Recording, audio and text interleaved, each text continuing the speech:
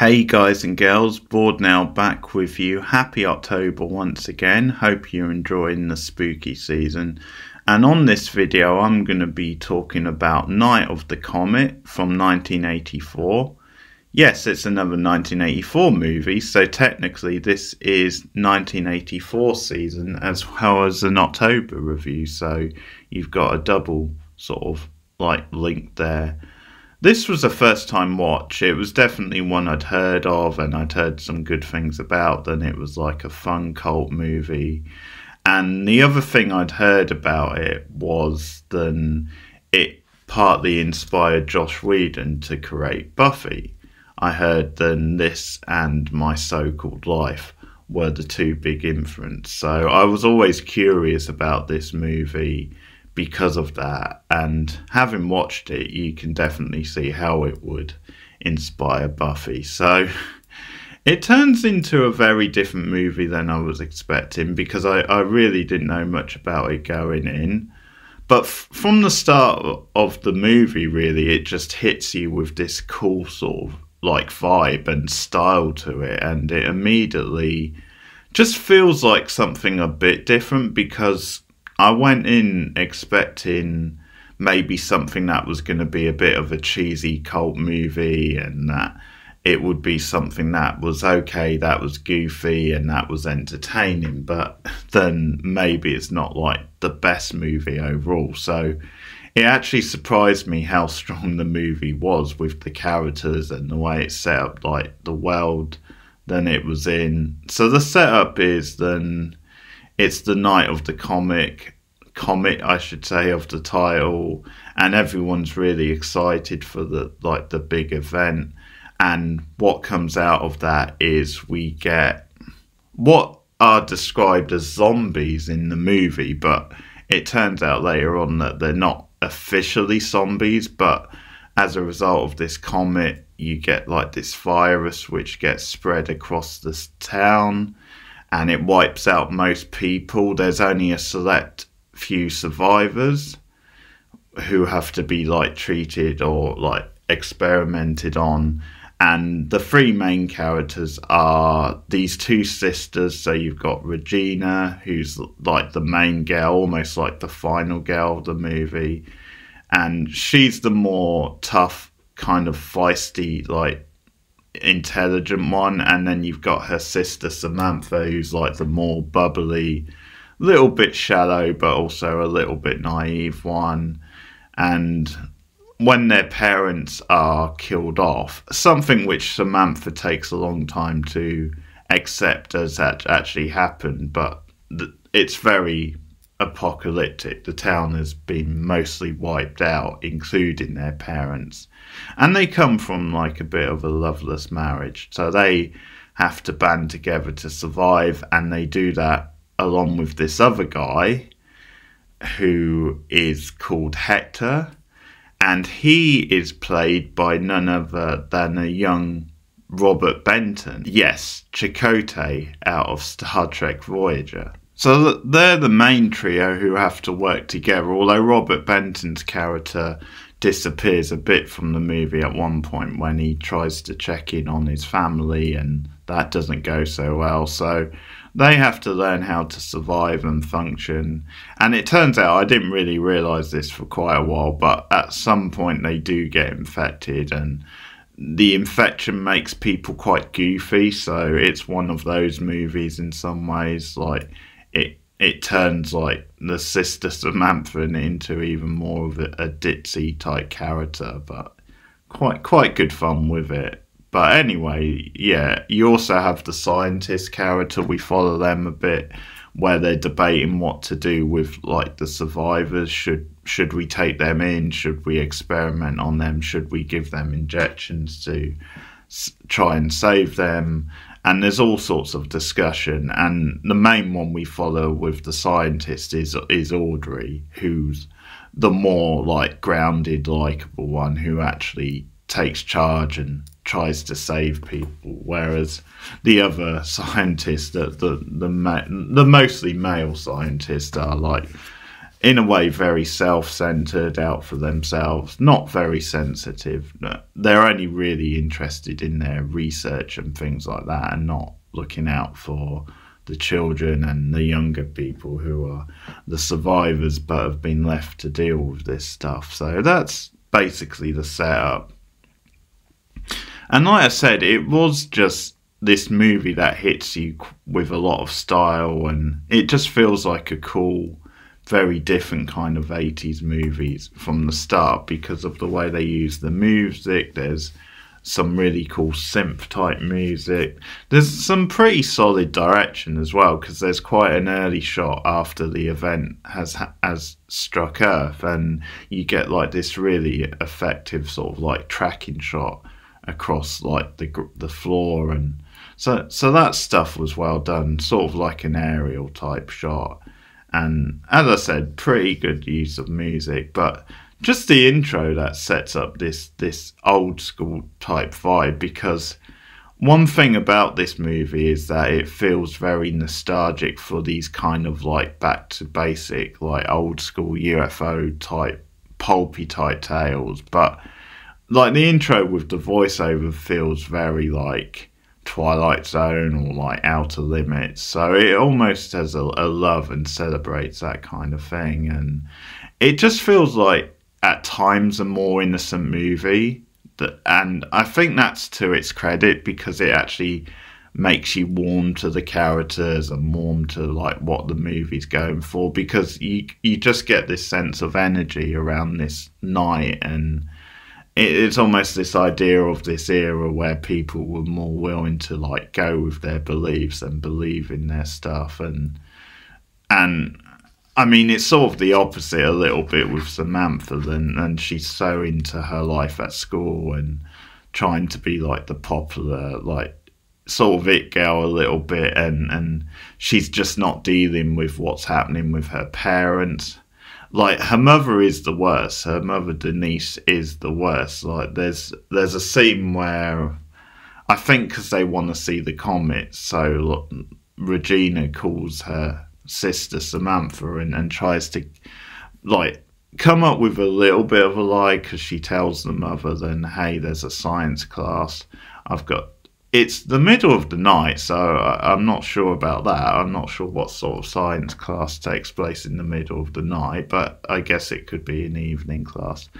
But it's just a lie to, like, get the sister out. And yeah, I tell you what, the mother is a real bitch, like, because there's a bit of a slap back and forth between her and Samantha, and then she actually punches Samantha across the room. It's like, whoa. I didn't see that coming. And it's sort of funny because they've got the comic coverage on the TV, and the guy, it's almost like he reacts. It's like a little bit of a comic beat. But yeah, you slowly start to get to know the sisters and their relationship. But as I said, for a long time, Samantha is in denial, and there's something about Regina, like, she's a really cool character. I think she's a great final girl, which I didn't expect. Like I said, you can see why Whedon used this as, like, part of his, like, influence for Buffy, because the female characters are really strong and progressive.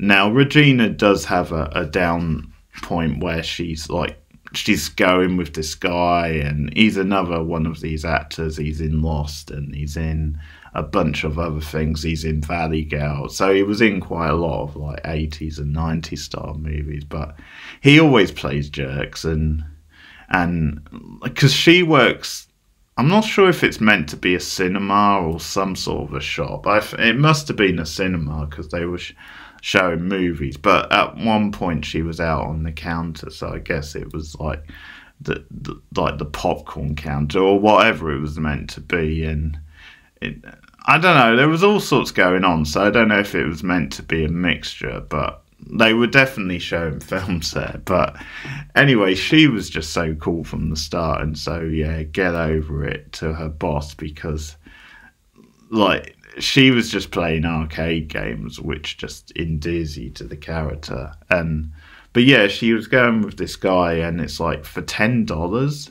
was that really worth it, Regina? For $10, you've been sneaking off to the back room with this guy, and then he's giving this other, like, the projectionist shit about not running the movie on time. Like, he's not taking his job seriously, and he gives the projector this shit, and it turns out he's the first to be killed by one of these infected people, not officially zombies, so I believe, but that's a cool moment, because they were priming that asshole to be the first one killed.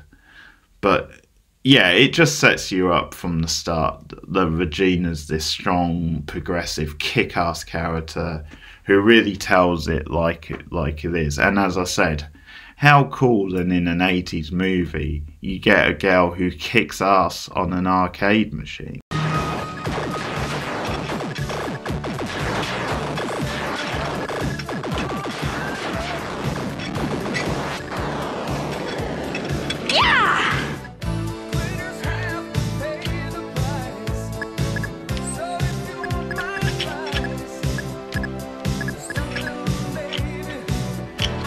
In the UDMK, your history. Regina has it all pretty much for a final girl. She has that cool bouncy 80s hair, a little bit of a girl next door vibe, but the sort of girl next door you just don't want to mess with. She's super cool on the motorbike, you see in the picture there. She plays arcade games and she doesn't take shit from anyone. She even gives shit to her jerky boyfriend, who isn't long for the movie anyway, so that's fine. And she just takes charge of every situation, which is really cool. Like, even with the sister, like, and she is a bit too harsh on the sister, but I get where she's coming from, because they're in like a desperate situation where Samantha just has to pull herself together, because the way she like shows them the parents are dead, like, and she almost doesn't flinch. Like, maybe she's a little bit in like, okay, she's not grieving, but it's like, it's this kind of thing. And they do set up, to be fair, then there's a murky history there with the parents, so maybe that's part of her reactions. But yeah, she's like, literally, like, she shows Samantha like the boots with like the dust in from, like, I can't remember the name of, I think he's like a stepfather, because the mother is like separated from their real dad, but like a stepfather, it's like she tips like literally the dust out of the boots. It's like, here's Frank, or whatever the name was. So yeah, that was quite harsh, but I can see what she was doing, and like, I was just like into her character all the way through. She was a great final gal. And as I said, as you get to know the sisters, like, they do have a really good bond and chemistry, and they do work together really well. And the character Hector, played by Chakotay, because he comes in as a little bit of like a typical kind of like macho sort of guy who like fancies himself a little bit, but like he then grows and you see a more sensitive side to him, and there's a good chemistry between him and the I think the actress is called Mary Stewart, but who plays Regina, who's very familiar, but she didn't really have a massive career, although she's still acting today and she still pops up in things, so she's had a career. It's just then, considering how good she is in this, where I think she's got a real personality and presence, it's a shame she really isn't more well known, but she's very good in this, and I do think they've got like a good dynamic and chemistry between the three of them,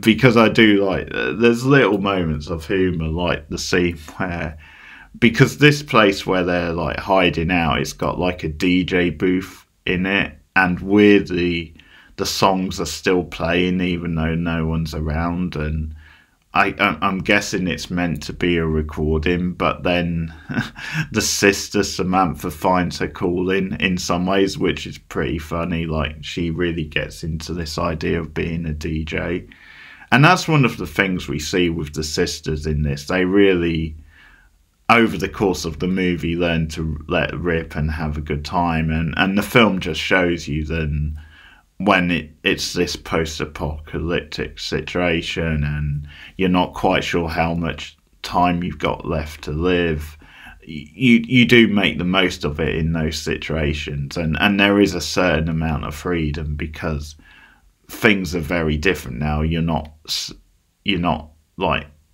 restricted in the same ways as you were before, so we definitely get to see that. So there's good character growth really from, as I said, the Hector character and the Samantha character, and her doing the DJing stuff was pretty cute and funny. But it's all funny because it's at the moment where, like, Hector and Regina, there's a certain vibe between them, and this romantic song just comes on, and you see the sister looking over like she's a bit worried that they're gonna hook up, but I'm guessing she put the song on, so it's almost like she's like, okay, have at it, there's a vibe anyway, and they don't hook up that night anyway, as Regina says later. But like, there is this cute little line where there's a bit of flirting, and he says he's going away to like check on his family, and he's got this line about, well, what happens if I come back?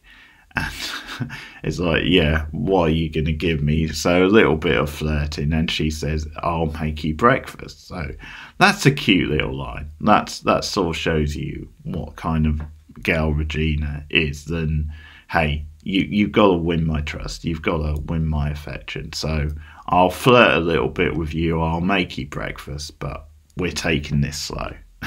Just because we might not have long to live. There's no reason to rush into these things. I'm not that kind of gal, or at least not anymore.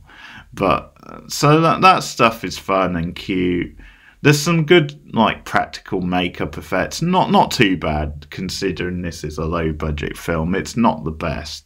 The look is very similar to Dawn of the Dead, and actually there's a very Dawn of the Dead-esque type scene later on in the mall as things transpire. But yeah, it's all funny because it took me a while to...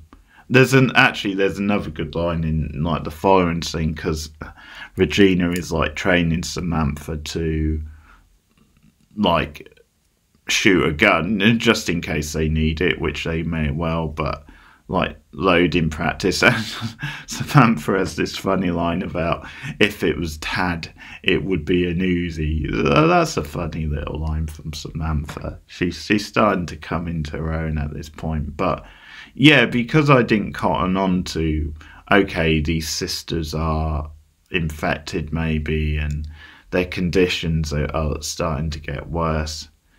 I wasn't sure. It was hard to tell with Samantha because she was a very cutesy, wacky character anyway. And at one point I wondered if they were drunk because they were acting so hyper. But yeah, I think it does have this feel, this movie, where you do get these like random sort of funny but also bizarre scenes. And it works for the sort of movie it is. It works because of the context of what is going on and the situation.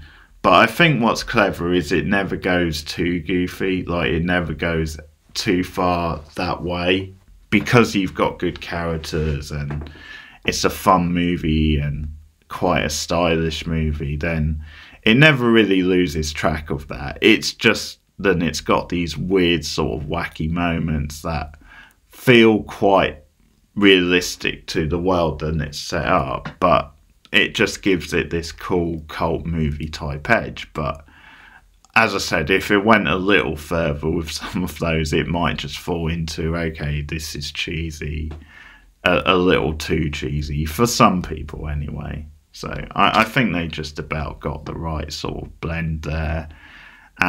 But you do have these very random scenes as a result, including this random scene in the mall with these really quite annoying sort of like goons. After a while they do start to grate.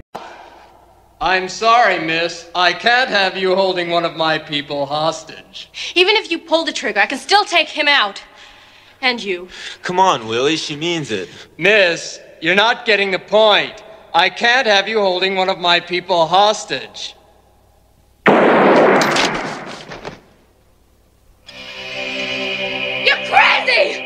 I'm not crazy, I just don't give a fuck. One of the best lines of the movie there, and this movie does have quite a few like cool lines, so fair play on that. But you can tell by the voice then that guy could really grate after a while, and he does. But it's a fun shootout as well. There's some good action scenes in this movie, and I do enjoy the mall stuff quite a lot because you see the sisters starting to bond and let loose. Like, you get a good use of Cyndi Lauper, girls just want to have fun. A bit on the nose, but sometimes the cliche really works, and you literally see them dressing up around the mall, because Regina is the sort of character who you get the impression like she's a bit tougher, and she doesn't go so much into like the dressing up and letting hair down, that kind of character. So it's fun that they get to do that together, and once again it's just showing this sense of, hey, we've got this whole mall to ourselves. Like, there's no restrictions and they're just letting loose, and it's a lot of fun. But as I said, because of what's going on with the characters in this movie and that they might not all be in the right frame of mind, it's a lot of stuff where you get like these really oddball, like, just scenes that are like, okay, what am I watching now exactly? Because another one is Robert Benton, his character. You do get a couple of different costumes from him, because later on when he comes back, he dresses up as Santa Claus, because that's the other thing about this movie. It's set over Christmas, and it's sort of on Christmas Eve, like at the start of the movie, and then it goes over to Christmas Day, like later on, and that's one of the things. So technically this is a Christmas movie, which I do like as well. But because of this, he decides, it's a bit of a stretch, but he decides to dress up as Santa Claus to like surprise the sisters, and comes in all and he's put himself out there, so you really feel bad for him. But Samantha and Regina have gone at this point, and the scientists catch up with them, and they start doing experiments on both of them and testing them. So they get separated for a while, but they've been taken away by the scientists. And so he comes in all bravado, as I said, with his Santa outfit, and it's just Audrey, like the female scientist who's waiting there, who's another like cool character. As I said, the women in this film are really strong, so she's the one scientist who like gives a damn and that you care for, but she's just waiting there for him, and they just share a moment, and she explains what's going on with the sisters, and then from that to another costume change, because he dresses up as a cowboy, and him and Audrey have a little bit of a thing where they're working together to try and bust the sisters out, to try and rescue them is the thing. So it's a whole caper, and they just band together, and by the end, one of the fun things is that you get this family type unit almost with them, and there's something fun about that. Then I didn't expect them to go into that area, but because you've got these younger children who are survivors, but they're sort of ill as well, but they decide to bust them out of the lab, because like the head scientist, basically is like an asshole who just doesn't care about them and just wants to take advantage of them. So they bust them out of the lab, and they go out on their own in the end, and they solve the problem themselves. But I do like how you've got like this family type unit by the end of the movie, which again is something I didn't really see coming. But you have this fun final exchange, because Samantha comes across this guy who drives by, and there's a little bit of a flirtation, and she's one of these, like, she's been missing her boyfriend and stuff, so she's almost looking to hook up with another guy. But like by the end of the movie, it's almost like Robert Benton, Hector and like Regina are like the parents almost of this family, and like it's a bit weird to think about, but it's almost like Samantha is like the oldest of like of the kids, and then you've got these two younger kids who they have to take responsibility and look after. But I do like when she drives off with this guy Samantha, like, it's like, okay, be home before midnight, and that's just this cool final like line and shot as they drive away. And yeah, a lot of fun, this movie. It's just a really cool cult type movie. That's a good way to describe it. Pretty decent practical effects. Not the best you'll see, but I think they're decent, and good solid characters, especially the female lead, Regina. One lines of dialogue, has, as I said, just has a wacky type vibe at the time, but it's never too wacky. It feels like there's a method to the madness. So, but it's a lot of fun. I had a good time with Night of the Comet, so I'm going to give it 8 out of 10 because it delivered for me. There's a lot going on towards the end, but I was still enjoying a lot of it, so I don't mind too much. But yeah, if you've not seen it, I would recommend it. 1984 season movie on the way, and that is Neil Jordan's Company of Wolves. Not in Company of Wolves. Neil Jordan's cult movie, and a different take on the Little Red Riding Hood. So that should be coming up next time for 1984 season. But yeah, thanks for listening. Let me know what you think of the movie in the comments below. Like and subscribe as always.